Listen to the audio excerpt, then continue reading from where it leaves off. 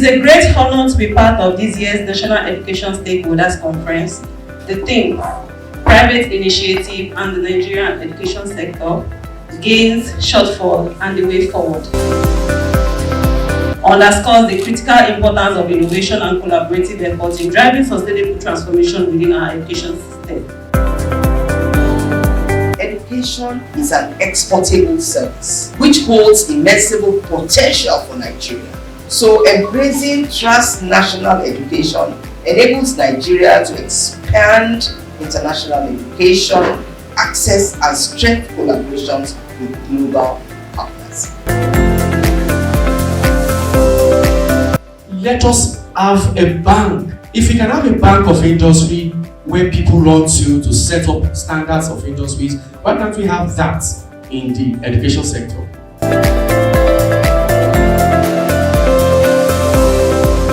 We have to collaborate. We have to find a ground where we can meet. Let us remember the power of unity and cooperation. The future of education depends on our ability to work together, to listen to one another, and to pool our resources and ideas for the greater good. So I'd like to welcome us to this unique competition that is geared towards pushing forward the education narrative in Nigeria and Africa, as it were. Education Sector Television International presents the National Education Stakeholders Conference 2024 with the theme Private Initiatives and the Nigerian Education Sector, Gains, Shortfall, and a Way Forward. You're all welcome. Good morning to you all, distinguished ladies and gentlemen. If you have to pick your name one after the other, definitely I will not act like a computer. I will not be very correct. Kindly allow me to address you as distinguished ladies and gentlemen on my right hand side, which is the high table, and also distinguished ladies and gentlemen on my left hand side, which is also another higher table. Thank you for coming. Thank you for believing in us. Thank you for knowing that we also have a role to play, we in the private sector. So I go like this. I personally welcome you to our 3rd Annual National Education Stakeholders Conference 2024. The objective of this year's conference, as the theme indicates, Private Initiative and the Nigerian Education Sector, Gains, Shortfalls, and the Way Forward. We are actually here to evaluate ourselves and see if we are actually contributing to the socio-economic development of Nigeria or not through our private initiatives. We are here to discuss the ways forward, re-strategize in our numerous activities, to note specifically where we are, where are we supposed to be, and how do we get there. So the slide is on. The topic has to do with effects of education budgeting on national development, and because of the fact that I really do not know how to read, we'll do more of discussion and we'll interrogate some appropriateness of what we do in Nigeria. Again, one of the issues you have when they say you are a professor is they feel that you don't have any touch of practical experience, and if the profile of all professors in Nigeria are read, you know that some of them did not even start as. Some of us started after we have explored everything. We've been director, we've been everything. Okay, what else? Let's go and impart knowledge, and I want to believe that my professor will let you go. So we are not going to discuss theory here. We will interrogate the trouble in the system. Do we have pen, remote? If we have, good. But it's no. Okay, so the issue is we have what we call budgets. Well, it depends on where you are looking at it from and how you are looking at it. It could be a personal budget for your education in your house, which I set early enough in my life because some of us were not opportune to have silver or golden spoon. We didn't even have spoon during our own time, but we were able to get to the pinnacle of our career in terms of education because of the fact that we set appropriate budget for ourselves. So what I'm saying is that education system in Nigeria, our politicians will not want to hear this, but thank God I've never worked for government in my life. If they give me, I will work. So, and I don't know what I will do when I get it, but I will not do bad. Because if I can be like this without anybody's help, then what else do you want to use to cajole me? But the issue is that I always tell people, when you get to that seat, you see that it's not as you are talking about. You also have explanation to why that sector is not moving on. But what concerns us today is what? The sector of education. And Convener, only if everyone understands that, they wouldn't have been able to hold microphone the way we are holding it, my vice chancellor was holding it, if you were not educated properly. Then everybody will go back to funding of education. So, what happened to the budget? Do you think Commissioner for Education in each of the states find it easier to also get that budget signed? They don't. I have seen as a small boy where I'm not apologetic about this. State Assembly, National Assembly, or whatever, they will say they want to come and do oversight function. They will still be putting pressure on you to get things for them when they are going. You say, as if you don't know.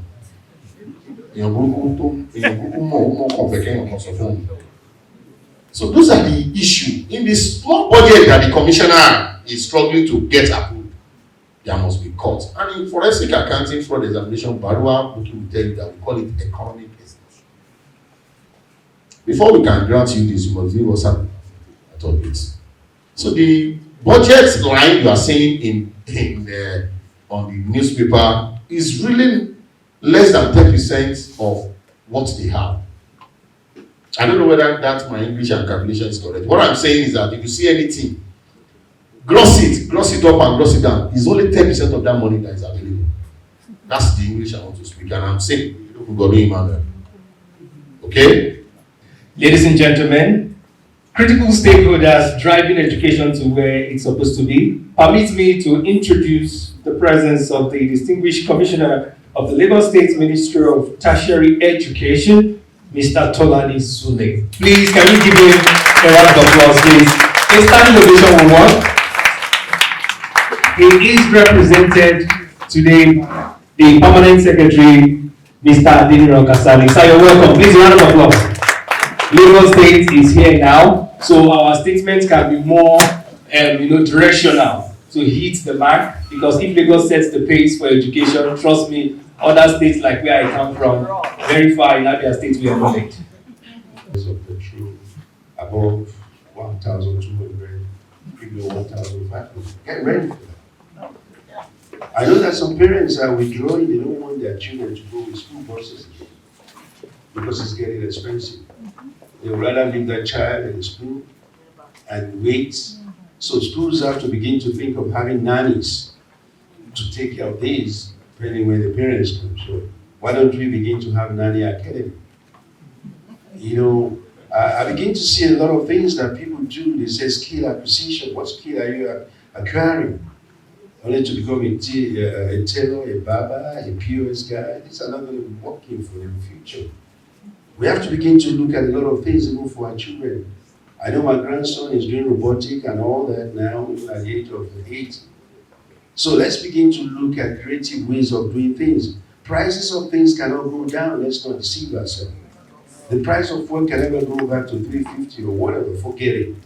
Dangote is not going to do that for you. No matter how you raise your voice and make some noise. It's unfortunate that the governor or the president has to face all this. I'm not here to defend him. But the reality, the economists are glad the prof here knows it. So when we have stakeholders meetings like this or conferences like this, we have to begin to see the reality of what we have to face in the nearest future. It is so sad that you are going to school, a university undergraduate does not have a laptop.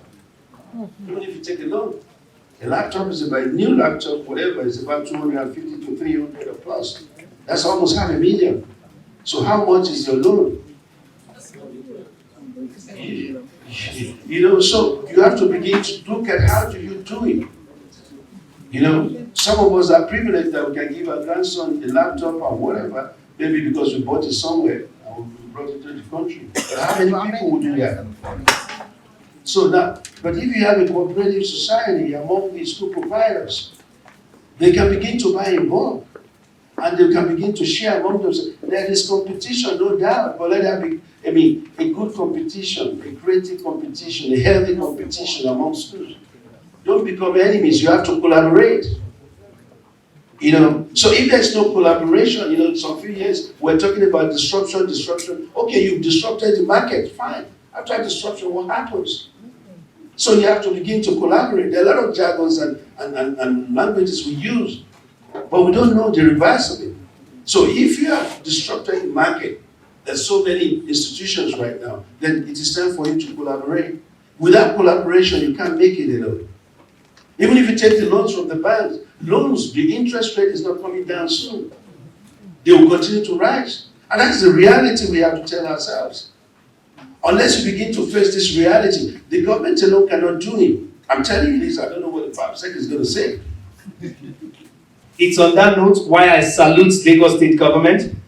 From the number one citizen here, of course, His Excellency Babajide Olusola Sanwo-Olu, the Executive Governor of Lagos State. I'd like to invite to give us his speech the Honorable Commissioner of Lagos State's Ministry of Tertiary Education, MTE, Mr. Tolani Sule, duly represented today by the Permanent Secretary of the same ministry. Ladies and gentlemen, welcoming to the platform, Mr. Adeniran Kasali. Please a round of applause as he comes forward. Thank you very much, sir. Sir, you just nod your head. You know that, yes, you're standing on several shoes, but never mind, it's a multi-stakeholder event. Private sector meets public sector to chart a new course. Let me start by stating that this meeting is very important. This engagement is very important for us even in Lagos State. And that is why even with the tight schedule that we have going on in the state, today we are having a ESCO meeting going on. My ministry is presenting a very important ESCO memo that will shape the future of tertiary education in Nigeria, particularly in the health sector, because by the grace of God, we'll be having the 4th university in Lagos State, which is the University of Medicine and Health Sciences, as approved by Mr. Governor. Just to address all the challenges that we are facing, even in the health sector today in Lagos State. Be that as it may, I want to quickly acknowledge the presence of all the critical stakeholders here, moving from the service table to the other table, all the tables around here, and to permit me to lean on the already established protocol. I think that is taken. Thank you very much. My commissioner would have been here, as I said earlier, if not because of pressing assignment that we are going through. Our governor has a vision, and that vision is about what? Quality education in Lagos State, particularly as encapsulated in the 3rd pillar of the Teams Plus agenda, which is what? Education and technology. I left a meeting quickly because we are engaging some associations, groups, again, even by 2. It's about the journey so far when it comes to what? Education in Lagos State. I present directly his address. I'm excited to be here today and delighted to deliver this keynote address on the private initiatives and the Nigerian sector gains, shortfall, and way forward. The theme of this conference is apt when all hands are on deck to move Nigeria's education forward to meet the 21st century manpower needs of Lagos State and Nigeria in general. I'm also happy to note here, with the knowledge, experience, and intellectual capacity of participants, this conference will produce an outcome capable of shaping the future of education. On this note, I want to thank the organizers of this meeting, the stakeholders and collaborators for their effort and sacrifice in putting this conference together. Good afternoon, distinguished ladies and gentlemen, esteemed stakeholders and partners in education. Standing on existing protocol, my name is Fatima Oyebanje. I'm a Senior Business Development Manager at Sigmark Technologies. Representing our Managing Director, Mr. Michael Ajite. It is a great honor to be part of this year's National Education Stakeholders Conference. The theme, Private Initiative and the Nigerian Education Sector, Gains, Shortfall, and the Way Forward, underscores the critical importance of innovation and collaborative efforts in driving sustainable transformation within our education system. At Sigmark Technologies, we are deeply committed to revolutionizing education through cutting-edge technology-driven solutions. Our aim has always been to empower educators, equip students, and create an environment where learning is accessible, equitable, and impactful. Over the years, we have made significant strides in bridging gaps through technology, enhancing access to quality education, and fostering environments where students and teachers alike can thrive. Yet, as we celebrate the progress achieved, we must also recognize that there is much more to be done. The challenges ahead require unwavering dedication, continuous innovation, and most importantly, a united front between the public and private sectors. Together through collaboration, shared vision, and mutual respect, we can overcome the obstacles and chart a course towards a stronger, more inclusive, and future-focused educational landscape in Nigeria. I am confident that with your support and continued partnership, we will not only meet these challenges head-on, but also set new benchmarks for success in education sector. Thank you once again for your unwavering dedication to education. Michael Olaji. My sincere appreciation. My name is Jinodu Oladipo. I am the Secretary Conference of Heads of Department of Education in Lagos State. I have greetings from the President of our conference. So I say a big thank you for the organizers of this program. I want to thank the organizers of this program for this program. I think so far I've been blessed, and I am glad I am here. And we, as the Conference of Heads of Department of Education, what do? We are responsible for driving the educational policies of education in the local government service. And as much as we can, even though it is the responsibility of the heads of the chairman of the local government to provide direction. However, to the best of our own ability, we are doing our best. And what do we do at the local government service, at the local government level, in ensuring that we provide, that we do our best to ensure within the team plus agenda of Mr. Governor, all our policies and programs are directed towards achieving the government's policies and programs. So we are open to cooperation, sponsorship and whatever, particularly understanding that collaboration is a thing and is the way to go.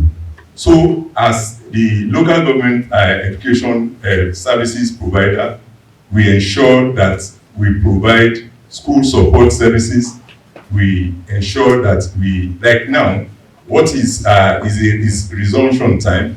The government at all local government, the 57 local governments of Lagos State, are doing right now, right about now, majority are doing back to school program, which is an initiative to provide support to school-age children in primary and secondary schools in Lagos State.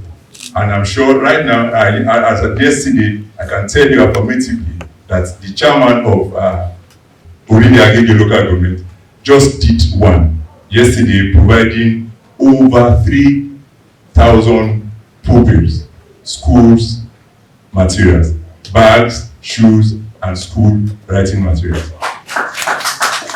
Also, I know that in the next, probably this week, Isolo local government will be doing same. So also Apapa Egomu will be doing same, and across the 57 local government and LCDA, this is being done. Also, we ensure that we support we drive the programs and policies of the Agency for Mass Literacy in Lagos State by offering adult literacy education across 57 local government free of charge to everybody who is willing to access adult literacy. Second chance for everybody who is willing. And this is offered by all the 57 local governments. Then additionally, my name is Tinu Adewolufolabi. I am principal, Maple Canadian College. Distinguished guests, esteemed colleagues, and respected stakeholders, I bring greetings from Mrs. Ebibomo Barrow, President and Founder of Maple Canadian College, a great time that bridges the gap between the Nigerian British curriculum and the Canadian curriculum. She's also the President and Founder of Maple Education Canada, a company established 20 years ago, representing over 65 Canadian universities and colleges. It is with immense joy and pride to each and every one of us that we are gathered here today for this conference. I have always known that private-public collaboration is inevitable. Without one, the other cannot thrive. And so we cannot actually work on our own, both ways. And as it was established here by the permanent secretary, we have to collaborate. We have to find a ground where we can meet.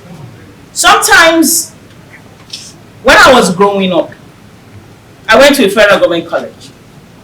And in my own time, point of transportation from your school to your home, government provided for that. I enjoyed that benefit.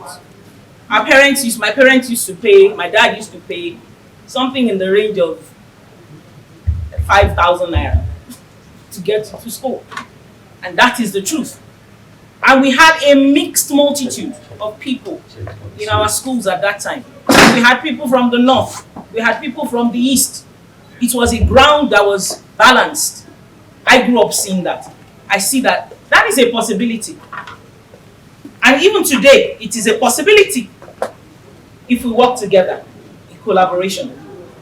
Now, students who were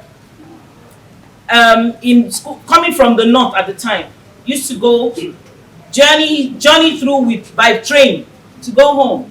It used to take them 2 days or 3 days to get to school. But they would get to school because they would start the journey early and they would get to school. I was in Lagos. My own school was in Ondo State, very far inside, Iduani. My mom is the one from Ondo State, but my dad is from Osun State. But it didn't matter. We could go that far, and we were not fearful of anything. It's a bit different these days when we are talking about having schools around us and having our children walk to school. It wasn't the reality at the time. And it shows me how things have really evolved, how things have changed. But I long for those days. I long for those days. We didn't used to have to bother ourselves about anything. My parents didn't need to come to school to visit me. We were fine. we didn't have any problems. These days, you will be a bit afraid, even for you to take your children, to have your children go to serve somewhere. As graduates, is a problem for you. Your heart is palpitating because you don't know what's going to happen. Times have truly changed. But collaboration is key. And even in the times that have changed, I still believe that collaboration is key. My name is Dario Lotti, managing director of CSM Bishop Limited. CSM Bishop Limited, as some of us may know, is 155 years old this year. It's the premier bookshop in this country. We have branches in Lagos, Abuja, Kaduna, Port Harcourt, the few franchise across the country. We distribute books, and also you can visit our bookshop to buy. We service the universities, the college of education, the polytechnics, and also schools. Beyond that, I just stepped down May this year as the President Books Association of Nigeria, but I am currently the chairman of Nigerian Book Fair Trust. Nigerian Book Fair Trust organizes the annual Nigerian International Book Fair. The Nigerian Book Fair has a few associations under it that make up the body. We have the Nigerian Publishers Association, the Books Association of Nigeria, Association of Nigerian Authors, Nigerian Library Association, CIPON, Chartered Institute of Practicing Printers of Nigeria. We have the National Library of Nigeria. We also have the network of book clubs and reading promoters in Nigeria and a few others. So we are partners in the education sector, and that's why we relate with Madam, who has invited us to give a good message. At the Nigerian General Book Fair, we often start with the international conference, which pick issues in the educational sector, year in, year out, and addresses it. We invite experts to give keynote address, and we have also the experts that will also discuss such topic.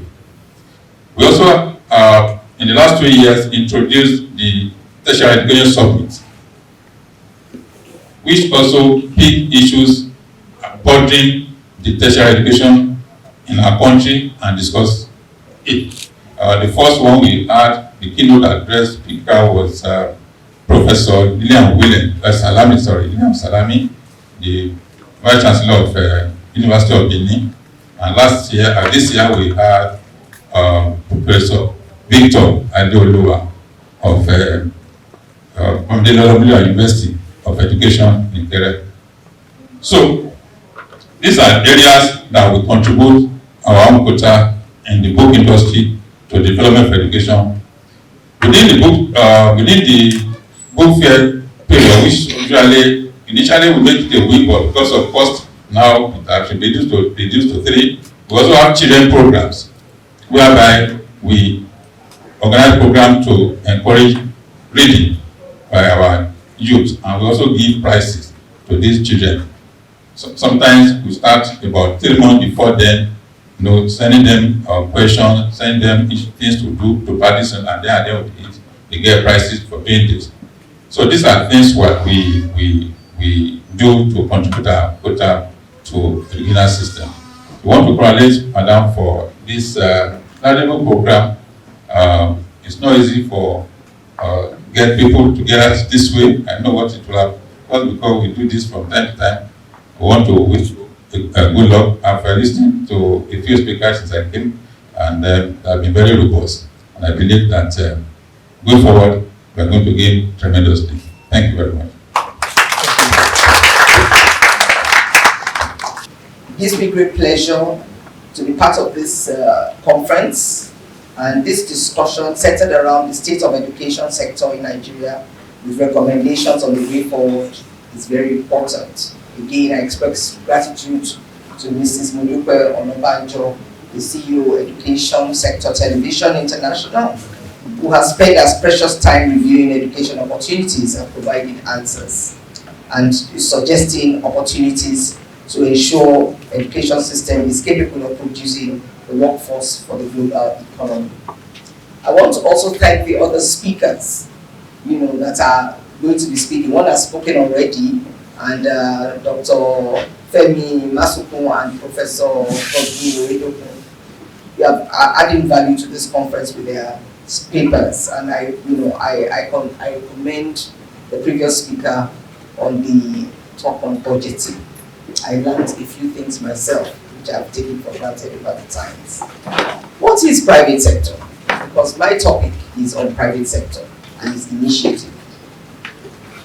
In order to talk about the private sector involvement in the education sector in Nigeria, we will need to discuss the definition of a private sector. And the CBN in Nigeria defined private sector as this. It plays a vital role in the economy by creating jobs, providing goods and services, and stimulating the economic growth. It's an important source of tax revenue for governments.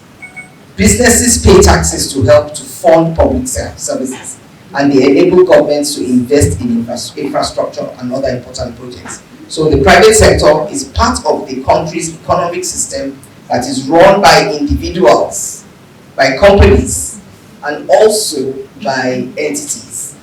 Most private sector organizations are run with the intention of making profit. The private sector is key as a key driver of innovation. Private companies invest in research and development, which leads to new products and services that boost the economy and improve people's lives.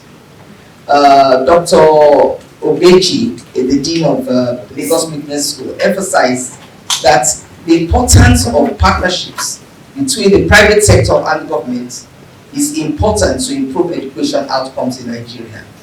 He suggested that we should reevaluate the country's education funding strategy, stressing the investment in education is crucial for Nigerian development.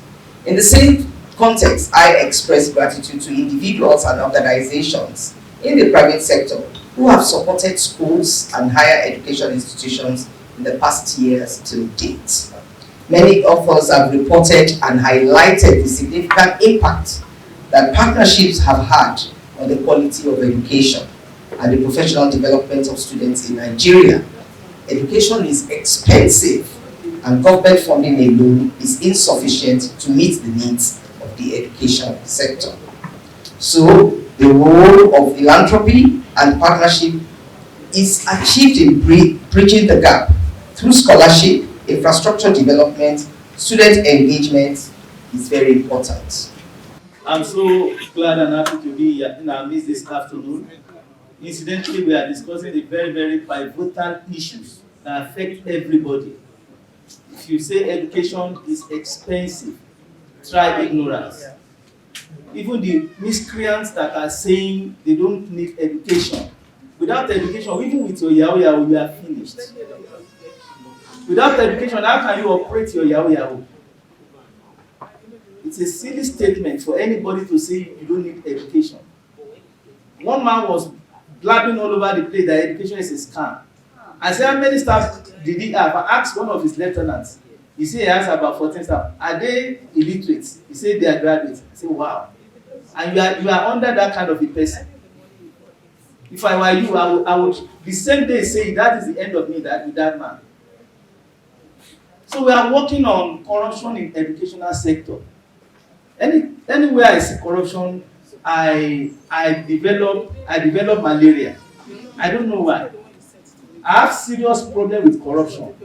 Maybe because of the place where I was born. We saw so much while we were growing up inside Lagos. So much we saw, and that makes us to hate corruption. I was in this place 15 years ago as a state counseling psychologist, and I was also a research fellow in all the courses.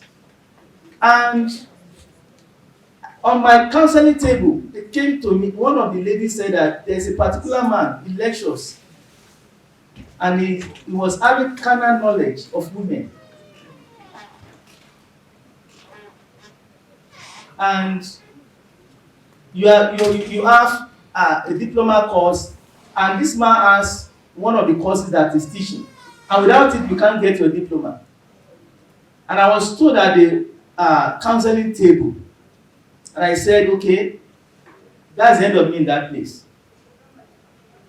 I went to the DG of the center, Dr. Ajaja, Margaret Ajaja, and I told her, I said, Mama, I think I'm leaving this place today. I cannot be in the same jurisdiction with an animal. Today, that's the end of me in this place today. By principle, I'm leaving. And she said, why are you leaving? What we need to do is to set up a panel and so on. I said, okay, let's see what the panel will do. Eventually, I was made the chairman of the panel. Downstairs here, we had a panel set up. I was parking my vehicle. The culprit came to meet me where I was parking my vehicle. And the culprit said, please, I want to see you. I said, look at me, see me. And the culprit said, no, let's go to the canteen. I followed him like a fool. We got to the canteen. He bought rice, he bought meat, he bought dodo, he bought egg, he bought this, he bought malt, he bought coke, and I used everything. After using the whole thing, I now faced him. I said, do I look like somebody you can bribe? Out of all the people all over the world, do I look like someone that you can bribe? I just left him there. We come for the panel. I recommended his dismissal. I asked him only 12 questions. He cannot answer one. And that was the end of it. And that's what we have all over the place. I was a lecturer somewhere. I was in my office when they brought coins inside envelope. And they accosted me and they said,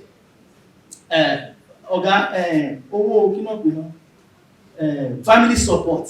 Exam was coming and you are giving me family support. And I told them that, do you know the person you come to give this money? I prefer hunger than evil. I prefer hunger to kill me than any evil. And I told them, I said, I'm going to go around all the staff rooms and I'm going to tell all the lecturers. And I was going around. I said, any lecturer that collects this family support from these students, I said something, my wife said that, why do you have to say that kind of a thing? But I didn't regret it. I said, try. I said, let any one of you try to collect the money. And nobody collected the money. They say, my phone. Nobody collected that money. The money was returned to the student. The student that I was paying part of their school fees. And these are the same students that you are extorting, stealing from. So these are some of the things that we are going to be looking at. We are going to be looking at some of these. Food for thought first. Keeping an average Nigerian from corruption is like keeping a goat from eating yam. Can you see that there is dangerous danger ahead? Most of the reasons why we are where we are, why education cannot be funded, why health cannot be funded, it's because of this corruption. We heard of data yesterday. So much loan was collected and loan was stolen. A friend of mine, we grew up together as children in Lagos Island. He resigned from one of the states. He said he's not bothered. If you work for money, you raise internally generated revenue and you steal it, no problem. But we are collecting low and you are stealing it. He just resigned. He's a lawyer. We grew up as children. I remember one day, Fashola, Governor Tunde Fashola, when in the Boy Scout, I was in primary 4, together with those guys. Mr. Fashola was in primary 6. In the Boy Scout, one of us, I don't know where the guy is now, he said, are we fools? They give us Papa job. We are going to Kingsway, Leventis, Ikoyi, everywhere to collect, to clean shoes, to wash vehicle, and somebody that pays put his name, what he pays, and he signs. And we go respectfully to the scoutmaster and say, Scoutmaster, this is the money we made for the day. And he collects it and they take it to Makoko. I don't know what they are doing with it. But one of them, I don't know, he said, are we fools? Why are we collecting money and give to a boys club? You don't know what they are doing with it. He said we should go and print the paper and we should do our own. It's a long story. Mr. Fashola called myself, and this boy that resigned, he called two of us. He said, no, I said, he said, we are children, but he was like our advisor. I think he was more responsible than us. He said, Ojo Boboli told me, Ojo come to me. If I see him there, I will still remind him. Don't join them. Oh. And they were caught somewhere around Kakawa. That's where they were caught. And they put them in the newspaper. There was a newspaper we call Evening Times. They are on the front page. Mr. Fashola brought the paper to my house. His grandfather bought the paper. He said, I know about one paper. And some of the basic things we need for child development. You said the home, the school, the churches and the mosque, the community, and the peer groups, if I get it right. So the home, being the where it all starts, we have to begin to see that where we got it wrong. I'm not in support of corporal punishment in any way, in any form. But there are moments you can apply it. And if you apply it well, the child will understand that. I do discipline some of my grandchildren, and I make them to understand why I discipline them, and they will accept the discipline. I even had cause to even suspend some of them from visiting because they misbehave. So there are a couple of ways we can discipline all these children. I live in a community where I see those who call Yahoo boys, those who call cult boys. But the problem is this: most of us as elders, we have failed as well. One way or the other, we have a role to play in our community. You don't leave it for the parents of the other side. Some of you have the money to even support. I see the public school that we're talking about, that a child, a couple of them from the public school, 7 credits. There's one with about 8 credits. I can tell you from Ogudu Secondary School, Ogudu Grammar School. And some that have paid so much money to go to the private sector as well, the private school, they cannot pick them. So you have to begin to encourage the people. Let them see the future.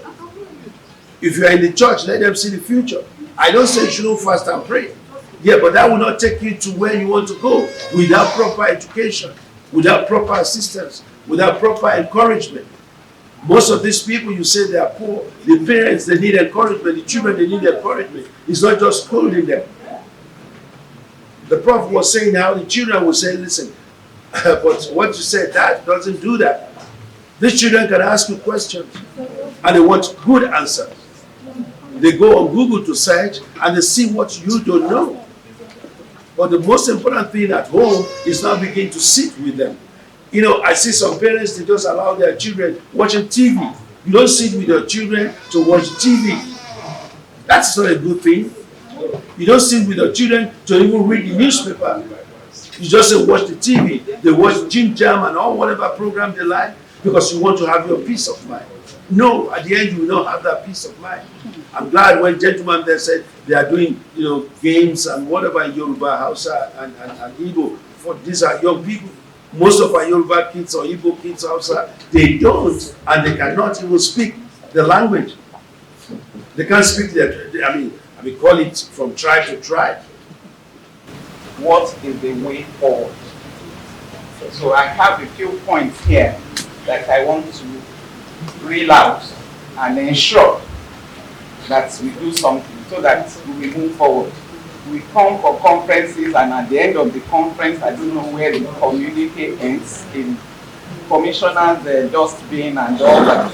But I hope that this time around, because she has promised me, and we have an advocacy with the doctor as the chairman of the advocacy. Please, this community, this time around, everybody should see that we are doing something. Yes. Talking about teachers going home with mega salaries, I want to put that at the doorstep of the ministry, because of the Ministry of Education, because anybody can open a school. Is it working?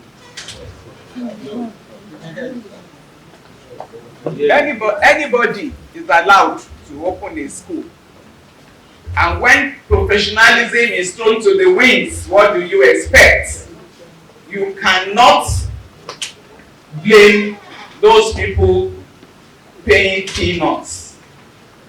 Schools that are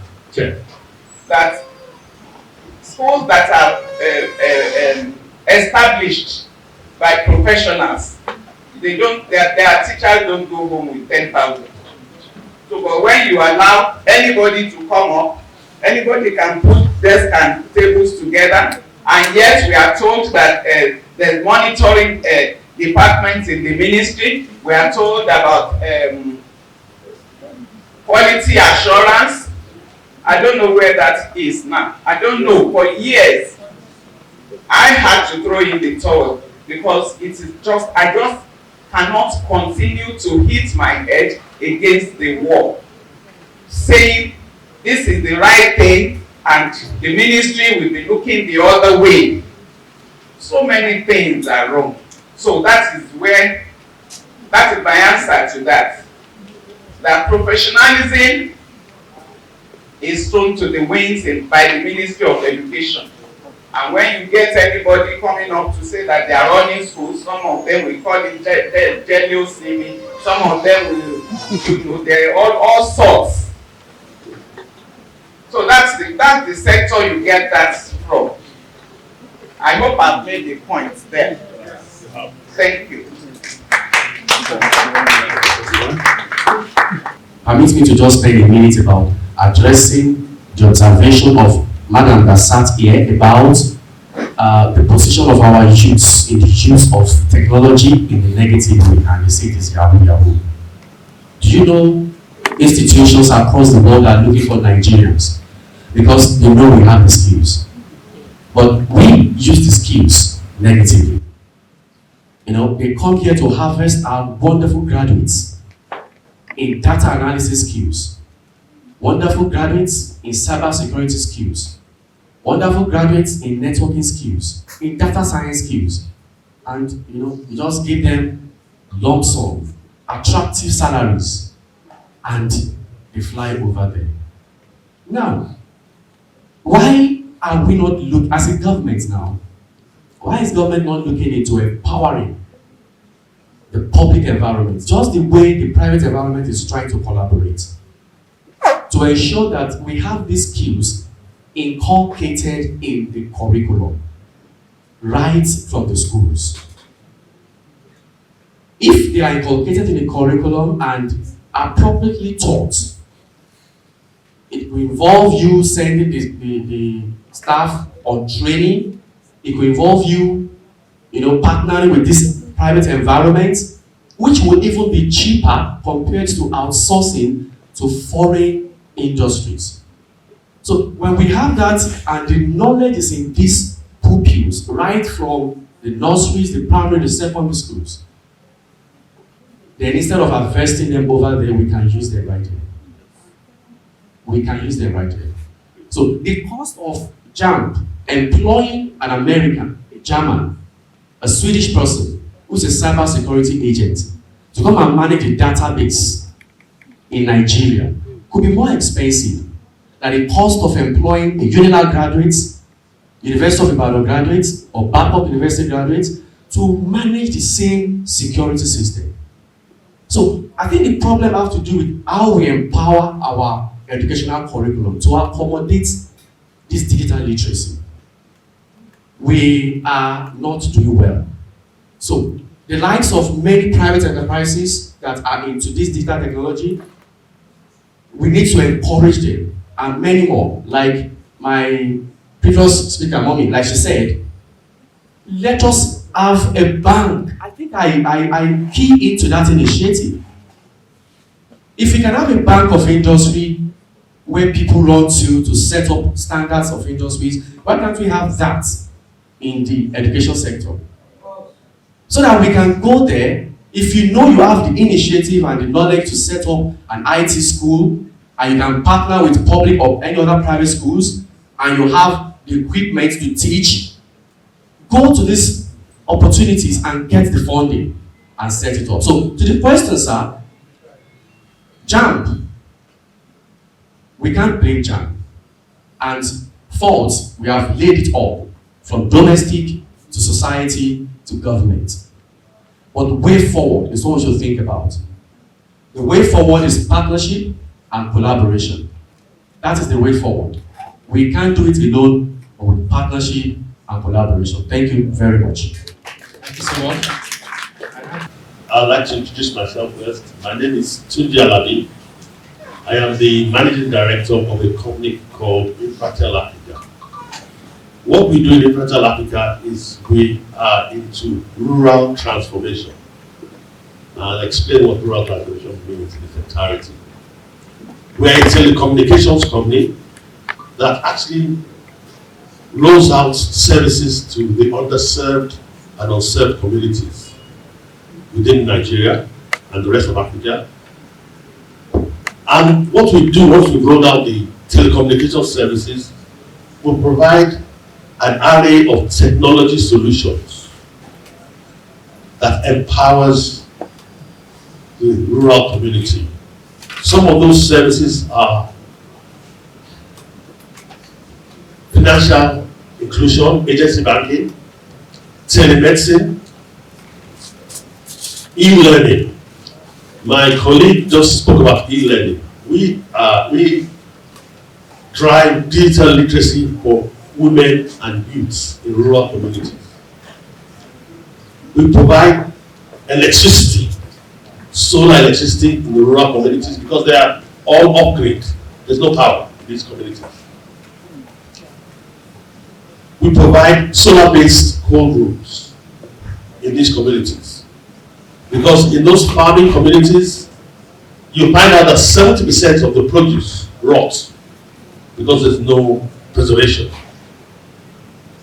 We provide these services on a commercial basis. It's not free and it's not subsidized. We actually run a business with it. So far, we have digitally connected 150 communities in Nigeria, all over Nigeria. So that's what we do. We are in 8 countries in Africa, but Nigeria is our biggest market. This program aligns very well with one of our mission in the company to empower rural dwellers.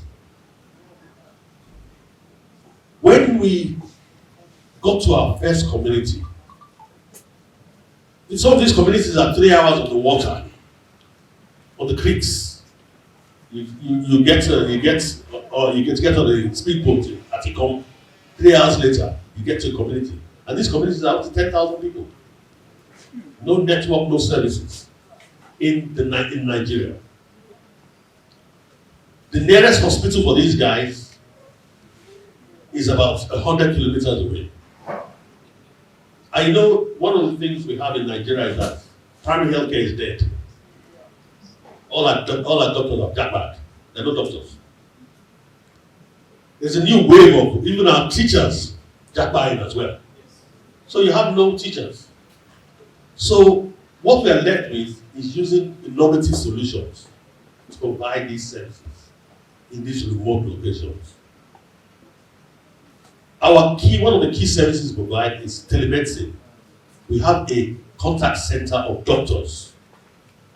And all you have to do is we create a video conferencing session in the rural community and we connect them to a doctor. They can see each other. We employ the community healthcare workers to do the translation because a lot of the dwellers cannot speak English and the doctors cannot speak the local dialects. So we have to employ local healthcare community workers to do the translation. and to do the triage, the blood pressure, the blood sugar. On the digital literacy side, we actually create a session where we have a teacher remotely teaching our women and youths in the local community. And the underlying infrastructure is what we call rural telephony. We provide that telephony in partnership with the government to enable the other services to work in those communities. One of the things that has happened in Nigeria today is that it's a crime to be poor. I tell my colleagues that we'll be eating the forbidden fruit of money. We now see that we're naked and nobody wants to be poor.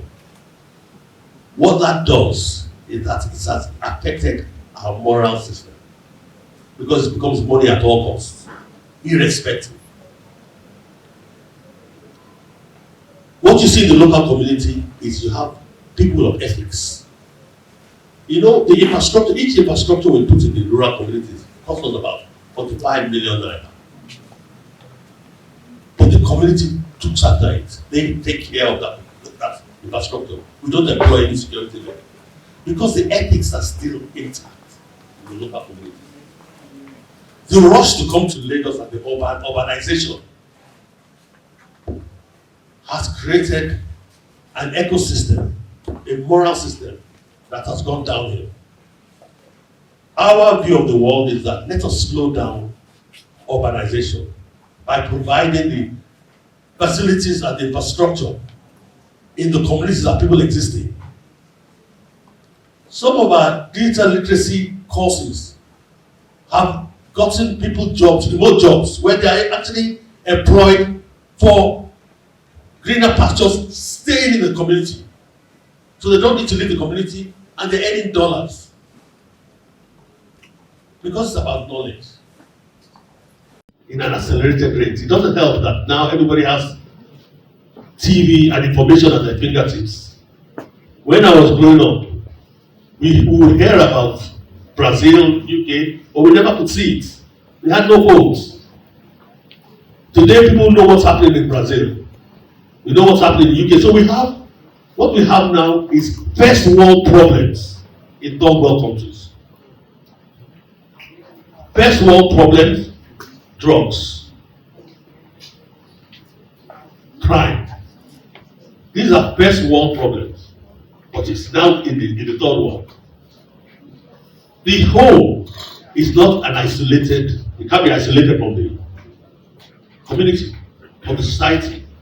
The home is an extension of the society. If the society is decadent, there's no way the home will not be. What it does now, it puts a burden on parenting. And that burden, not many people can carry that burden. So there are already cracks in the character code of parenting. Because the pressures of a parent is huge. Please let's clap for once again. Our Mrs. Modupe, our CEO, our Oga Madam herself, to give us the closing charge. Thank you, David. On behalf of the management of Education Sector Television International, I would like to say a very big thank you to you all for your love, your patience, your energy, your contributions, your intellectual properties that you delivered here. I am saying thank you to you all. So my dear sisters and brothers, see you next year, stronger, more powerful, and more committed. Thank you. I do appreciate you sincerely from the bottom of my heart. Thank you so much.